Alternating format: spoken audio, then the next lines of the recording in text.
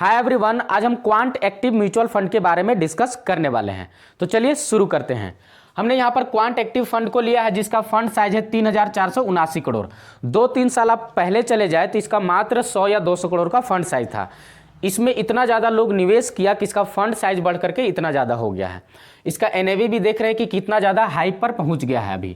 अभी हमने यहाँ पर इसका डायरेक्ट ग्रोथ प्लान को लिया है। आप इसका रेगुलर प्लान भी देख सकते हैं। अब इसमें जो रिस्क देखने को मिलता है बहुत ज़्यादा हाई देखने को मिलता है, क्योंकि इसके द्वारा जो पैसा निवेश किया जाता है वह उन कंपनियों में निवेश किया जाता है जो ग्रो होने का बहुत कम चांसेस होती है। इसीलिए जो ग्रो हो गई है सारी कंपनियां, इसमें इसीलिए रिटर्न ज़्यादा भी दिया है ये फंड, और इसमें बहुत ज़्यादा लोग भी निवेश किए हैं। अब ये इक्विटी फंड में आता है क्योंकि ये सारा पैसा अपना स्टॉक मार्केट में लगाता है। अब ये जो कैटेगरी है इसका वो मल्टी कैप का कैटेगरी है, क्योंकि ये मिड कैप में भी लगाता है, लार्ज कैप में भी लगाता है और स्मॉल कैप में भी अपना पैसा को निवेश करता है। अब इसका एनएवी, करंट एनएवी देखा जाए तो 496 रुपया 97 पैसा है, जो कि अभी बहुत ज़्यादा ग्रो किया है। इसका एनएवी बहुत ज़्यादा अप हुआ है 2-3 सालों में। मिनिमम एसआईपी का बात किया जाए तो इसका है 1,000 का, आप यानी कि 1,000 से आप मंथली एसआईपी इसमें शुरू कर सकते हैं। होल्डिंग इसका देखा जाए तो इसका जो होल्डिंग है वो 98 कंपनियां में है, और ज़्यादातर उन कंपनियों में इसका होल्डिंग है जो कि ग्रो होने का चांसेस बहुत कम रहता है। उन कंपनियों में अपना होल्डिंग ये करके रखा हुआ है। लेकिन 2-3 सालों में वो कंपनियां इतना ज़्यादा ग्रो हुआ कि इसका रिटर्न बहुत ज़्यादा हाई देखने को मिला है।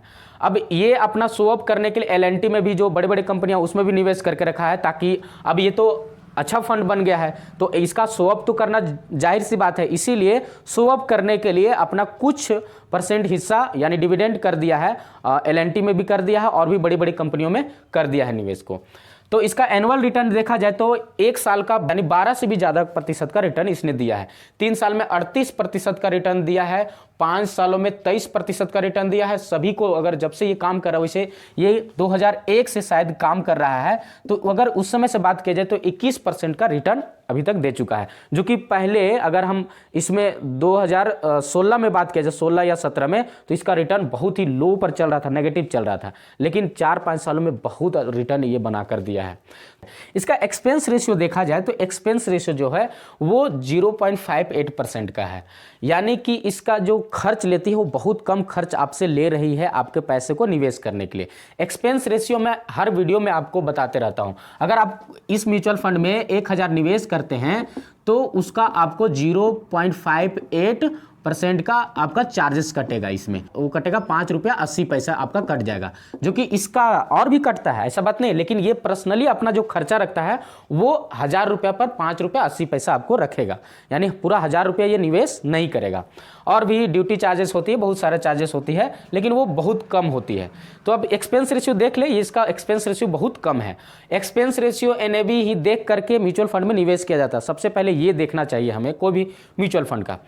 अगर हम फंड मैनेजमेंट की बात करें तो फंड मैनेजमेंट आपको संजीव शर्मा 2019 से काम कर रहे हैं, वसाव सहगल 2020 से काम कर रहे हैं, अंकित ए पांडे 2022 से काम कर रहे हैं, चंद्रमौली अल्लाह 2022 से काम कर रहे हैं। इसमें इतना ज़्यादा फंड मैनेजर देखने को आपको मिलता है। इनके बारे में जानना बहुत जरूरी है, क्योंकि यही वो है शख्स जो आपके पैसे को निवेश करते हैं किसी शेयर को खरीदने में, और कौन सा शेयर को होल्ड पर रखना है, ये सारा ही यही मैनेज करते हैं।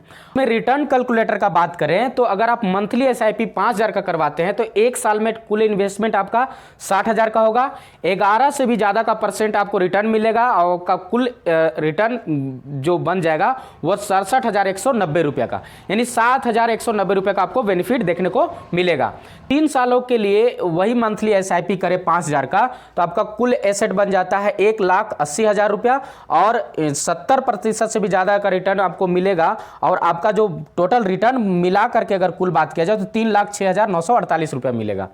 5 सालों में अगर हम इसको छोड़ देते हैं, 5 साल एसआईपी करवा करके, तो 3 लाख रुपया बन जाता है। 111% से भी ज़्यादा का रिटर्न आपको देखने को मिलेगा इसमें, और 6,34,360 रुपया आपको कुल एसेट मिल जाएगा कुल रिटर्न के साथ।